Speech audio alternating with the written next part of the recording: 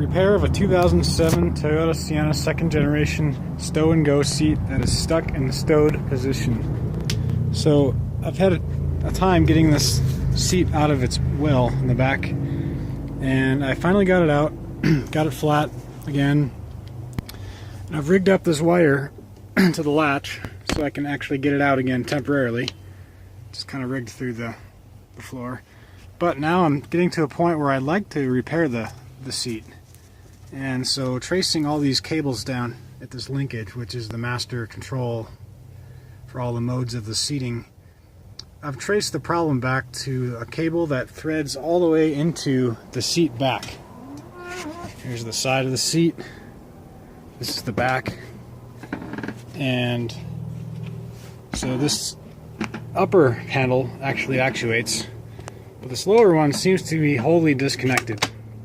So I've removed the plastic panel in the back, and I can barely see in that hole that there's a cable linkage that is off the track. So now my task is to dissect this seat, and I think what I'm going to have to do, I don't like it, but I'm going to have to take the seat cushion, which wraps around the bottom, off so I can access this cable, because there's no access hole from this side.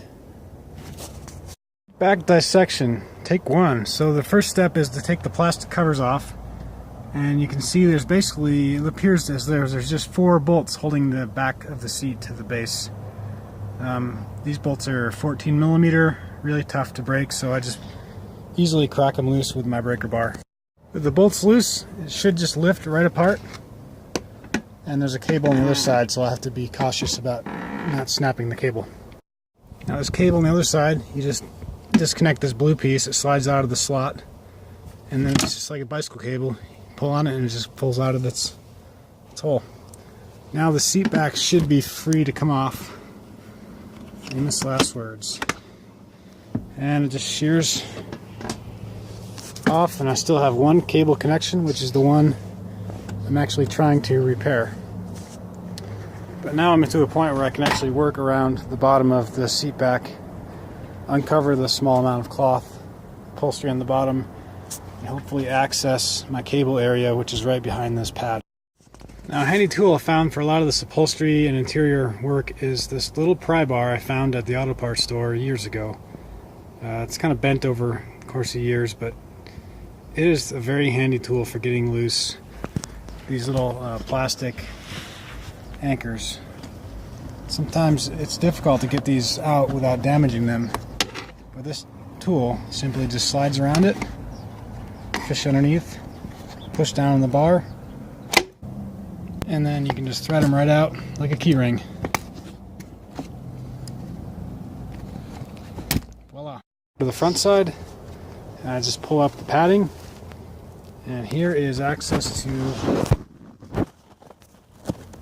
the problem I've been facing for a while now. Looks like the cable is anchored properly in the, this is the lever that's attached to the strap you pull on the back of the seat, except we just have to fit this plastic piece back in its track, and if that can go back together. It looks like this has been sheared off, the little bit that keeps it in the slot. I might want to jerry-rig something together to keep this more secure. Haven't decided what that is yet, but once I get this back online, I anticipate the seat will go in nicely and function. And I just made $1,000. So there's one more piece I'd like to talk about.